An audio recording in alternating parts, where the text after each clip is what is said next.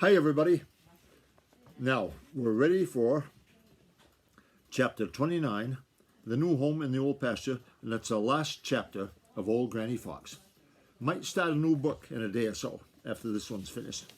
First of all, hello to Jackson, Matthew, Marjorie, Emma, all in Maine, Malia and Lucas in Missouri, Kai Ming and Rukai in Washington State, Hope here in Maine, Dylan in Maine, Lucas in Maine, Leslie and Mary over in England across the North Atlantic Ocean, Ezzie and Indy in Oklahoma, Kayla in Windham, Maine, let's see, Sylvia, Macy and Lillian in Maine, and Happer and Caden and Zender also in Maine.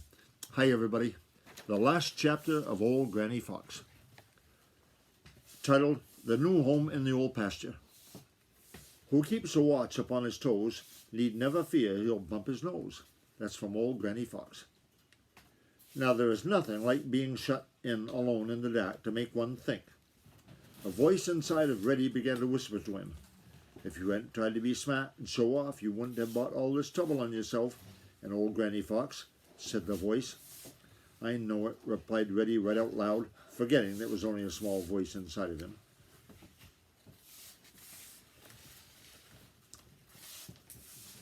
What do you know? Asked Prickly Porky. He was still keeping Reddy in and Reddy out, and he had overheard what Reddy said. It's none of your business, snapped Reddy. Reddy could hear Prickly Porky chuckle. Then Prickly Porky repeated as if to himself in a queer cracked voice the following.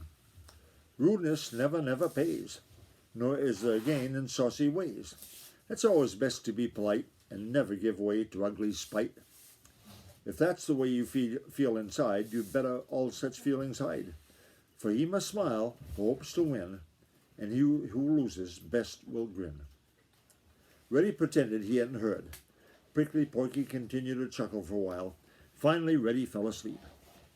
When he awoke, it was to find that Prickly Porky had left, and Old Granny Fox had brought him something to eat. Just as soon as Reddy Fox was able to travel, he and Granny had moved to the old pasture. Oh, the old pasture is very different from the green meadows of the green forest. Yes, indeed, it is very, very different. Reddy Fox thought so. Reddy didn't like the change, not a bit. All about were great rocks, and around and over them grew bushes and young trees, and bullbriars with long, ugly thorns, and blackberry and raspberry canes that seemed to have a million little hooked hands, reaching to catch in and tear his... Boy, I'm trying to turn the page here, guys, but they're stuck together.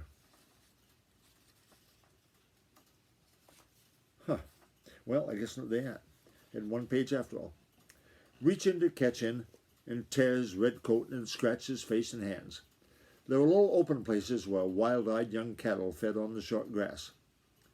They had made many little paths all crisscross among the bushes, and when you tried to follow one of these paths, you never could tell where you were coming out. No, Reddy Fox did not like the old pasture at all. There was no long, soft green grass to lie down in, and it was lonesome up there. He missed the little people of the green meadows and the green forest. There was no one to bully and tease. And it was such a long, long way from Farmer Brown's henyard that Old Granny Fox wouldn't even try to bring him a fat hen. At least that's what she told Reddy. The truth is, wise Old Granny Fox knew that the very best thing she could do was to stay away from Farmer Brown's for a long time. She knew that Reddy couldn't get down there because he was still too lame and sore to travel such a long way, and she hoped that by the time Reddy was well enough to go, he would have learned better than to do such a foolish thing as to try to show off by stealing a chicken in broad daylight, as he had when he brought all this trouble on them.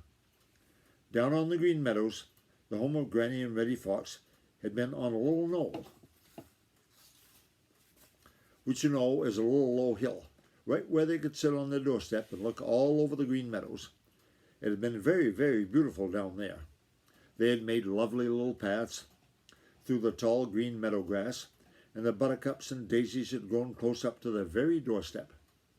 But up here in the old pasture, Granny Fox had shown the thickest clump of bushes. Oh, I'm sorry, I gotta read that again, guys. But up here in the old pasture, Granny Fox had chosen the thickest clump of bushes and young trees she could find. And in the middle was a great pile of rocks. Way in among these rocks, Granny Fox had dug their new house. It was right down under the rocks. Even in the middle of the day, jolly, round, red Mr. Sun could hardly find it with a few of his long, bright beams. All the rest of the time it was dark and gloomy there.